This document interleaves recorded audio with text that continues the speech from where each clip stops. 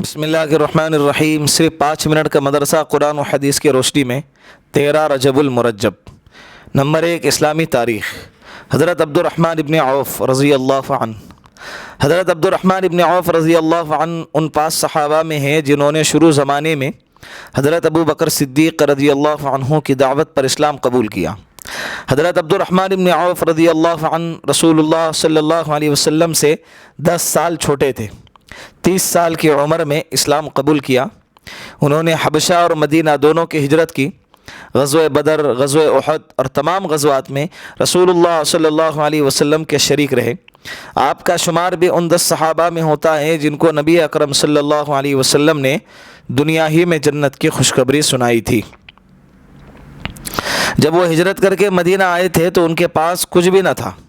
रसूलुल्लाह सल्लल्लाहु अलैहि वसल्लम ने उनका भाईचारा साद बिन रबी' रदियल्लाहु अन्हु अंसारी से किया था। उन्होंने माली ताआवुन की पेशकश की तो हज़रत अब्दुर्रहमान इब्न औफ़ ने इनकार कर दिया और मदीने में तिजारत शुरू कर दी, जिसकी बरकत से आपका शुमार मदीने के अमीर तरीन लोगों में होने लगा। हज़रत अब्दुर्रहमान इब्न औफ़ रदियल्लाहु अन्हु कसरत से अल्लाह के रास्ते में माल खर्च करते थे। कभी आपने अपने माल का आधा हिस्सा खर्च किया तो कभी 40,000 दीनार खर्च किए और कभी 500 घोड़े माँ साजो सामान अल्लाह के रास्ते में दिए। आपने 30 गुलाम एक ही वक्त में आज़ाद किए। आपकी वफ़ात मदीना मुनव्वरा में सन हिजरी 31 को 75 साल की उम्र में हुई। नंबर 2, अल्लाह की कुदरत। नासमझ बच्चे से अक्लमंद इंसान तक, अक़ल अल्लाह की दी हुई बहुत बड़ी नेमत है।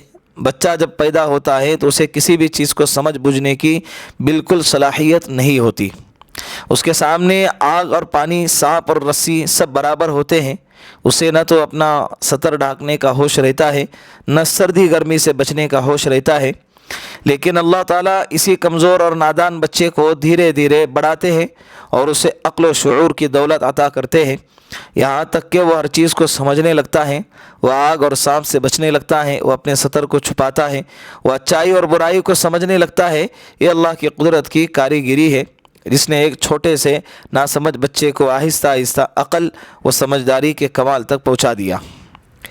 नंबर 3, एक फ़र्द के बारे में हज किन लोगों पर फ़र्ज़ है। कुरान करीम में अल्लाह रब्बुल इज़्ज़त फरमाता है, अल्लाह के वास्ते उन लोगों के ज़िम्मे बैतुल्लाह का हज करना फ़र्ज़ है जो वहाँ तक पहुँचने की ताकत रखता हो। सूरह आले इमरान। नंबर 4, एक सुन्नत के बारे में मेहमान का अच्छे अल्फाज से इस्तकबाल करना। हज़रत इब्न अब्बास रज़ी अल्लाह अन्हुमा फरमाते हैं कि जब रसूलुल्लाह सल्लल्लाहु अलैहि वसल्लम की खिदमत में कबीले बनु अब्दुल कैस के लोग आए तो रसूलुल्लाह सल्लल्लाहु अलैहि वसल्लम ने फरमाया, मरहबा, यानी आपका आना मुबारक हो। बुखारी शरीफ की रिवायत। फ़ायदा इससे मालूम हुआ कि जब कोई मेहमान आए तो खुश आमदीद, मरहबा या इस तरह के अल्फाज कहना सुन्नत है। नंबर 5, एक अहम अमल की फजीलत, सफ़ की खाली जगहों को पुर करना। रसूलुल्लाह सल्लल्लाहु अलैहि वसल्लम ने इरशाद फरमाया, जो शख्स सफ़ के दरमियान खाली जगह को पुर करता है, अल्लाह उसको इस अमल के बदले जन्नत में एक दर्जा बुलंद कर देते हैं और उसके लिए जन्नत में एक महल बना देते हैं।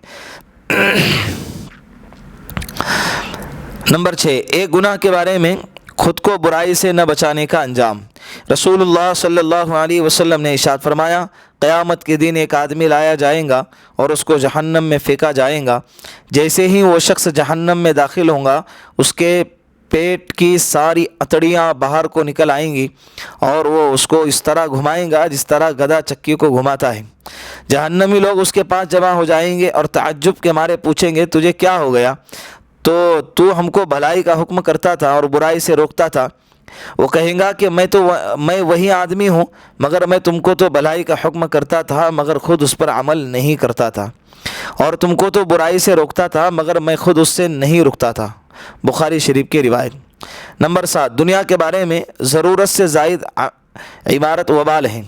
रसूलुल्लाह सल्लल्लाहु अलैहि वसल्लम ने इरशाद फरमाया, जो शख्स ज़रूरत से ज़्यादा इमारत बनाएगा तो वह क़यामत के दिन उस पर वबाल होंगी।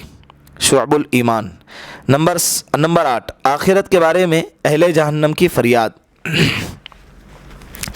कुरान करीम में अल्लाह रब्बुल इज़्ज़त फरमाता है, काफिर दोज़ख में खूब चिल्लाते होंगे कि ए हमारे रब, हमको इस दोज़ख से निकाल ले, हम نیک کام کیا کریں گے وہ کام نہیں کریں گے جو پہلے کیا کرتے تھے۔ جواب ملے گا کیا ہم نے تم کو اتنی عمر نہیں دی تھی کہ جس کو سمجھنا ہوتا وہ سمجھ لیتا، اور تمہارے پاس ڈرانے والا بھی پہنچا تھا، تو اب عذاب کا مزہ چکو، ایسے ظالموں کا کوئی مددگار نہیں ہے۔ سورہ فاطر۔ نمبر 9، طب نبوی سے علاج، کوڑ کا علاج کرنا۔